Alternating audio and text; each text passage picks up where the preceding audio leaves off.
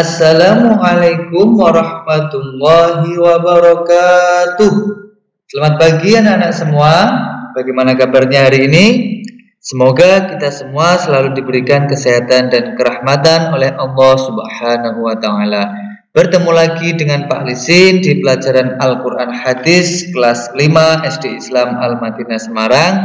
Kali ini kita akan belajar bab terakhir di pelajaran Al-Quran Hadis ini di semester 1 ini, yaitu kita akan belajar tentang hadis menyayangi anak yatim. Jadi kalau sama anak yatim itu kita harus sayang, harus memperhatikan. Seorang anak yatim sungguh hatinya sedih disebabkan ayahnya yang telah tiada, maka dia perlu untuk diperhatikan dan disantuni.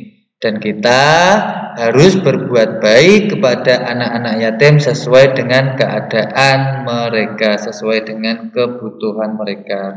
Itulah sebagaimana yang diajarkan oleh Rasulullah dan yang akan kita pelajari nanti, ya. Nah, sebelumnya apa itu anak yatim? Sudah ada yang tahu?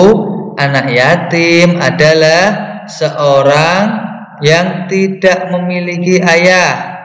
Jadi yang ditinggal mati, ayahnya sudah meninggal itu sebelum balik, sejak kecil sampai sebelum balik itu dinamakan anak yatim. Sedangkan kalau ditinggal oleh ibu, ditinggal mati ibunya dinamakan piatu. Nah, yatim piatu adalah seseorang yang tidak memiliki ayah dan tidak memiliki ibu, ayah ibunya sudah meninggal.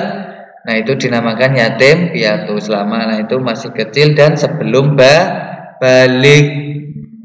Kita harus menyantuni, menyayangi anak-anak yang sudah ditinggal mati, ditinggal meninggal oleh ayah dan ibunya. Hukum menyayangi anak yatim adalah apa hukumnya? Hukum mengurus anak yatim, baik mengurus secara makanan, minuman, pakaian, serta pendidikan anak yatim, hukumnya adalah fardu kifayah. Ya, diingat-ingat. Hukumnya fardu, wajib kifayah. Jadi kalau tidak ada, misalkan satu kampung ada anak yatim dan tidak ada yang mengurus, maka satu kampung dosa semua. Kalau sudah ada yang mengurus, maka yang lain gugur kewajibannya. Itu adalah fardu kifayah. Nah, bagi kalian yang orang tuanya masih ada, ayah ibunya masih ada, jangan lupa bersyukur, ya. Dan bagi kalian yang orang tuanya sudah tidak ada, mungkin salah satu, maka kita harus bersabar, tetap semangat, jangan bersedih, ya. Nabi Muhammad salah satu contohnya. Nabi Muhammad itu lahir sudah tidak mempunyai ayah, sudah menjadi seorang yatim. Ayahnya Nabi Muhammad siapa? Abdullah, wafat pada saat Nabi Muhammad masih dalam kandungan. Kemudian ibunya juga wafat pada saat Nabi Muhammad baru berusia 6 tahun. Jadi 6 tahun itu Nabi Muhammad sudah tidak punya ayah, sudah tidak punya ibu. Makanya Nabi Muhammad sangat menyayangi anak yatim sebagaimana hadis beliau.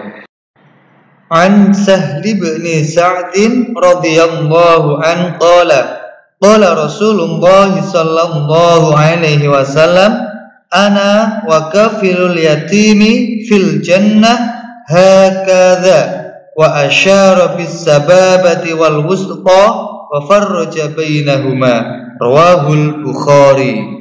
Jadi dari Sahal bin Sa'ad radhiyallahu an, Rasulullah sallallahu alaihi wasallam bersabda, aku dan orang-orang yang memelihara anak yatim di surga seperti ini. Nah, beliau bilang seperti ini itu sambil menunjukkan jari telunjuk dan jari tengah serta merenggangkan antara keduanya.